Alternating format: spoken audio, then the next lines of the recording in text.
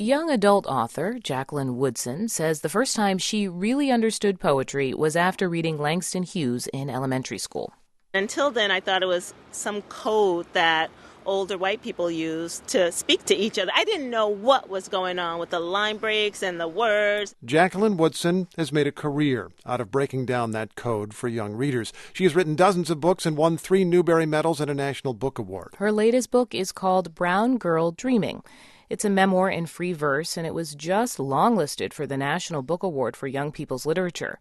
Kat Chow of our Code Switch team recently spent a day with Woodson and has his profile. We're standing at the African American Civil War Memorial in Washington, D.C., and author Jacqueline Woodson points at a large stone wall.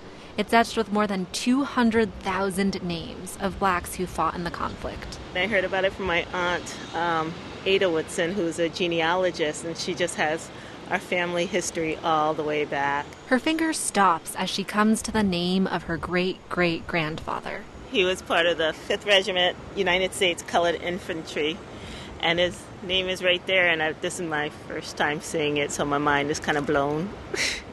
Through her new memoir, Brown Girl Dreaming, Woodson connects the history of the nation with her family's.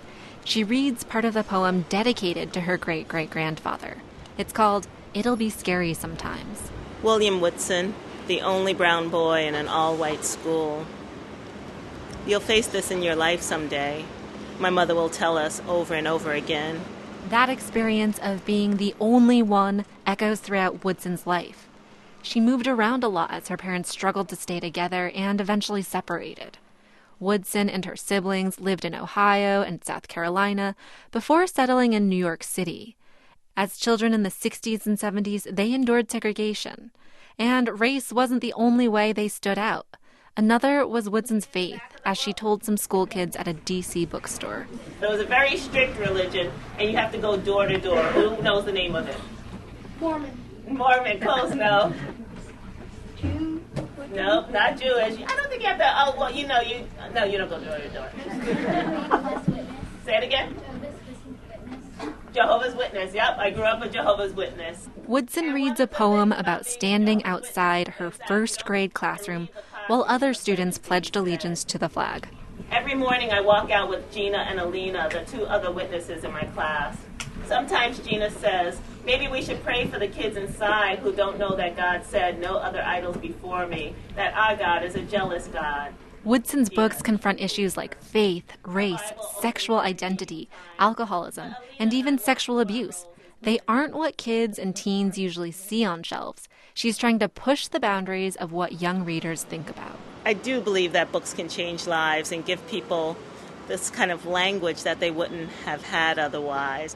That rang true for one student at the reading. I'm Mia Strickland. Mia just started the 8th grade. She and her mom and a school librarian came all the way across town to hear Woodson talk. Mia even got to read her favorite poem from the book with the author. I believe in the city, in the South, the past, and the present. I believe in black people and white people coming together. I believe in the nonviolence and power to the people. I believe in my little brother's pale skin and my own dark brown. I believe in my sister's brilliance and the 2 easy books I love to read. Mia is definitely part of the audience that Woodson is trying to reach.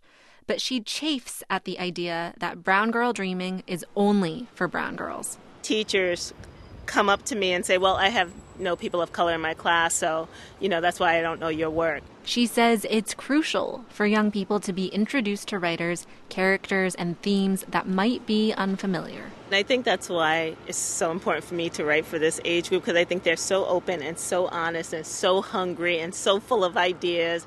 And what you find out is there are a lot of similarities in my childhood and their childhood. Even though Woodson is opening a window on history for young people, she says she's learning as much from her readers as they are from her. Kat Chow, NPR News.